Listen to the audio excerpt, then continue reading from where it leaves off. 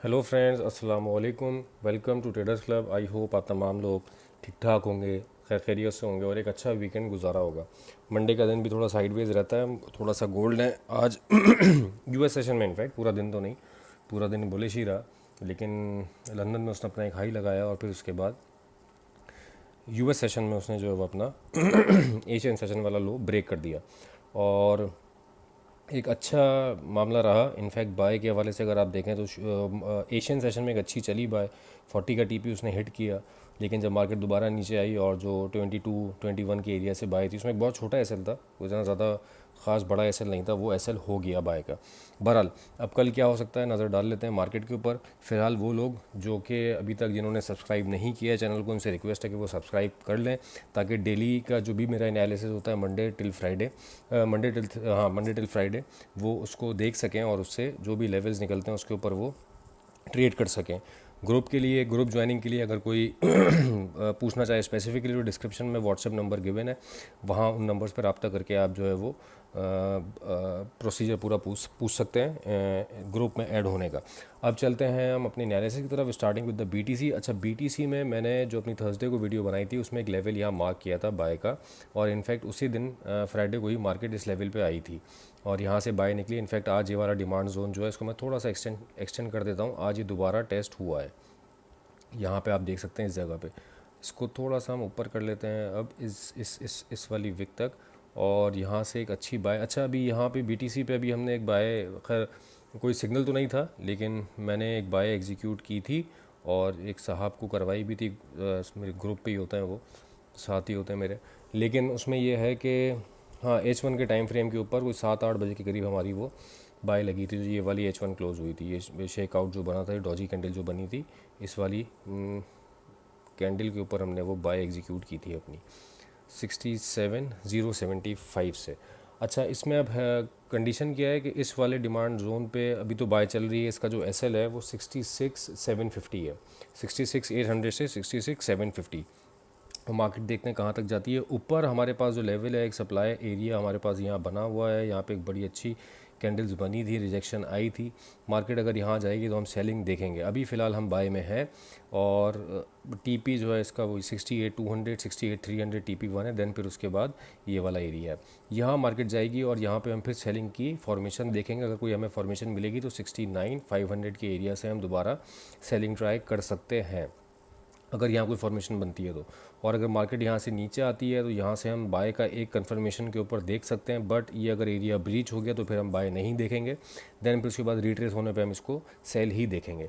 ये दोस्तों बीटीसी का एनालिसिस था रिगार्डिंग टुमारो। अब हम चलते हैं ऑयल की तरफ। थोड़ा ऑयल में जो है ना लोग परेशान हुए थे, परेशान इन द सेंस ये कि साइड वेज चल रहा है, इस वजह से लोगों को जो है ना वो जिस तरह की इसमें मूवमेंट आती है, और 1-1.5 हफ्ते से तकरीबन 3-4 दिन से ये एक ही रेंज में फंसा हुआ है और वहाँ पे कोई कंफर्मेशन लोगों को मिल नहीं रही है कि यार ये सेल में जाएगा बाय में जाएगा।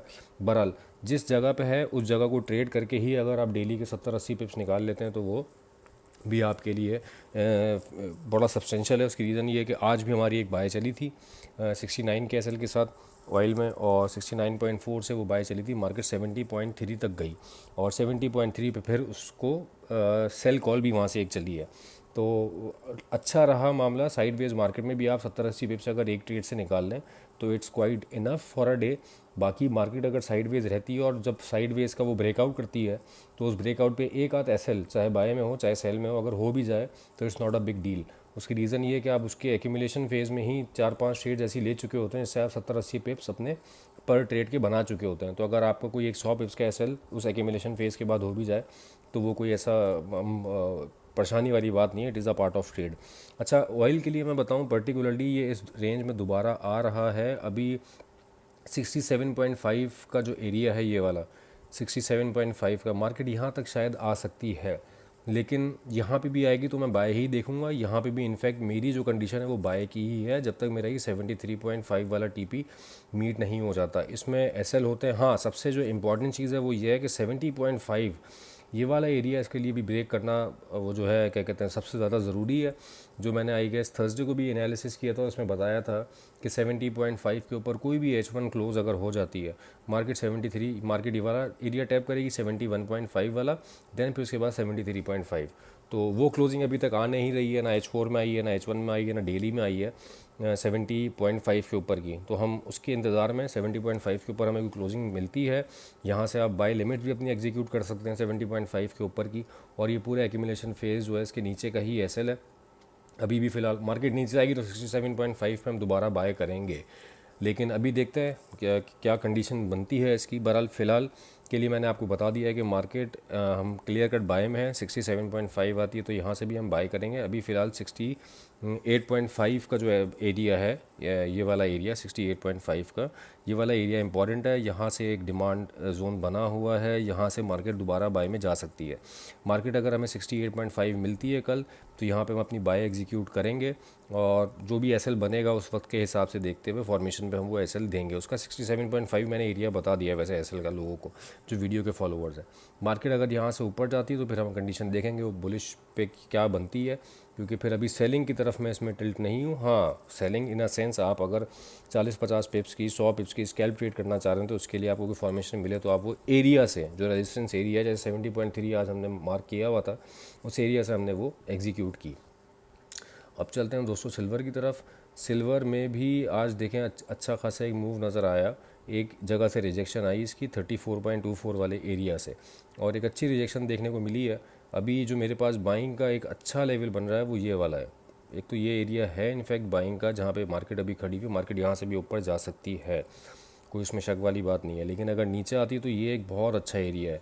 आप इसको पीछे से भी जाके देखें, बैक टेस्ट भी करें तो ये एक रेजिस्टेंस रहा है और अब ये इसकी सपोर्ट का रोल प्ले कर सकता है। सपोर्ट ये देख लें आप यहाँ पे एग्जैक्टली, यहाँ से इसने रिजेक्शन ली थी, फिर यहाँ से रिजेक्शन ली, यहाँ से रिजेक्शन ली, फिर दोबारा इसको फेक आउट करके यहाँ से इसने रिजेक्शन ली और इसको यहाँ ब्रेकआउट कर गया है। तो मार्केट अगर दोबारा यहाँ आती है तो उस एरिया को मेरे हिसाब से एज अ सपोर्ट इसको रिस्पेक्ट करना चाहिए।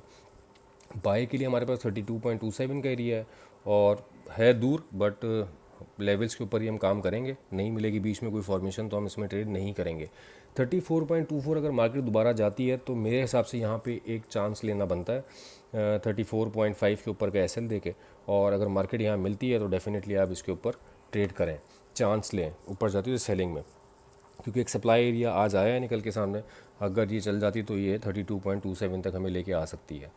अब चलते हैं दोस्तों गोल्ड की तरफ। गोल्ड में मैंने एक एरिया मार्क किया था 2685 वाला, और अनफॉर्चुनेटली उस दिन मार्केट यहाँ नहीं आ सकी और यहीं से मार्केट जो क्लिक करके ऊपर गई और फिर यहाँ से इसने इसको 2702 को अपना बेस बना के एरिया को मार्केट दोबारा बाय में चली गई। हम वेट कर रहे थे, बट ऑल तो यहाँ पे हमारी बाय लगी हैं ग्रुप में और वो बाय अच्छी खासी चली, मतलब अच्छी खासी इन सेंस सबके सामने ही है। 2702, 2704, 2700 से इनफैक्ट हमारी जो बायस थी वो 2740 पे जाके कहीं बुक हुई हैं। TP3 इनका हिट हमारा हुआ है, 57 का हमारा TP4 है। बहरहाल आज जो है मार्केट ने एक अच्छा खासा, अगर डेली के टाइम फ्रेम पे आप देखें या H4 में इसकी RSI बहुत ज़्यादा ओवरबॉट थी, जिसकी वजह से एक अच्छा डंप इसमें देखने को मिला। और फिर उसके बाद डेली के टाइम फ्रेम पे भी इसने एक अच्छी डॉजी कैंडल क्लोज़ की है आज, तो उसकी बिना पे कुछ सेलिंग इसमें निकली है। और खैर डेली का टाइम फ्रेम अभी खुल नहीं रहा, बहरहाल मैं इसको देखता हूँ, अगर ये चल जाता तो फिर मैं आपको दिखाऊँ इसमें। ये देखें, ये जो कैंडल बनी है ये अच्छी एक विक वाली कैंडल बनी है, ये सारी लिक्विडिटी थी, ये सप्लाई एरिया रिजेक्शन यहाँ से आई है। कल को मार्केट अगर दोबारा यहाँ ऊपर जाती है तो हमारे पास एक अच्छा सेलिंग एरिया निकल के सामने आया है डेली के टाइम फ्रेम पे। और मैं अगर यहाँ से देखूँ तो हमारे पास एक अच्छा सेलिंग सिग्नल भी जनरेट हो रहा है डेली पे। मैं ये 2714 और ये वाला एरिया, हाँ 2714 पे मैं लाइन लगा देता हूँ। ये वाला एरिया ब्रेक होना ज़रूरी है, 2714 ये वाला। चलें अब 1 आवर पे आ जाते हैं। और एरिया मैंने मार्क कर दिया है, अगर यहाँ मार्केट आती है और इस एरिया को ब्रेक करती है 2714 को, तो हमें फिर ये वाला एरिया देखने को मिल सकता है बहुत आसानी से। यहाँ पे हम कोशिश करेंगे बाय की 2702 से लेके 2706 तक का एरिया, 2700 या 2798 और 2698 हमारा जो है वो एसएल रहेगा। और बहरहाल एक अच्छा बाइंग जोन 2685 का है। और अगर मार्केट ऊपर रिट्रेस होती है तो मेरे पास एरिया जो है वो 2734 का है सेलिंग का। मैं यहाँ मार्क कर देता हूँ ताकि इजी हो जाए सबको। ये वाला जोन 40 के ऊपर का एसएल है और ये आपका सेलिंग जोन है अगर मार्केट यहाँ ऊपर आती है तो 40 के ऊपर का एसएल देके यहाँ से हम सेलिंग ट्राई कर सकते हैं। 2734 से लेके 2737 तक का एरिया हमारा सेल कराएगा और 40 से ऊपर का हमारा एसएल रहेगा मार्केट अगर ऊपर आती है तो। और इनफैक्ट 26 पे भी अगर हमें कोई फॉर्मेशन मिलती है 26 टू 2726 के एरिया पे अगर कोई फॉर्मेशन मिली तो मैं कोशिश करूँगा कि वहाँ से भी एक सेल एग्जीक्यूट हो। लेकिन डिपेंड करता है कि कल की मार्केट होती क्या है। एशियन सेशन को देखना पड़ेगा कि एशियन सेशन का रिस्पॉन्स क्या होता है, क्योंकि आज यूएस सेशन ने जो है वो इसको थोड़ा सा बेरिश किया है। तो ये दोस्तों गोल्ड के एनालिसिस था रिगार्डिंग टुमारो। देखते हैं कि अगर बाय का एरिया मैंने आपको बता दिया है 2706 और 2702 ये वाले एरिया पे अगर हमें मिलेगा तो हम बाय कोशिश करेंगे। 2712 पे भी ट्राई की जा सकती है, लेकिन फिर वहाँ से एसएल बहुत बड़ा हो जाएगा।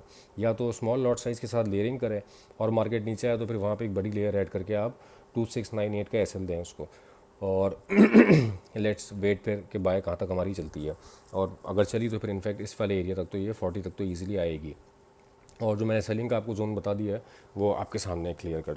ये दोस्तों एनालिसिस था रिगार्डिंग टुमारो। और जितने हम आइटम्स कवर करते हैं उसका मैंने नेस्डेक का एनालिसिस आज बहरहाल नहीं किया है, क्योंकि ये गोल्ड की मूवमेंट एक बड़ी है और ज़्यादातर लोग इसी में ट्रेड करते हैं। नेस्डेक को हम कल देखेंगे बहरहाल जो भी होगा इसमें, क्योंकि मैं ट्रेड कर नहीं रहा हूँ इस वजह से उसको मैंने आज कवर नहीं किया है। तो दोस्तों उम्मीद करता हूँ आपको आज का एनालिसिस पसंद आया होगा, और अपने कमेंट्स देके और अपने सजेशंस देके ज़रूर फीडबैक देते रहा करें।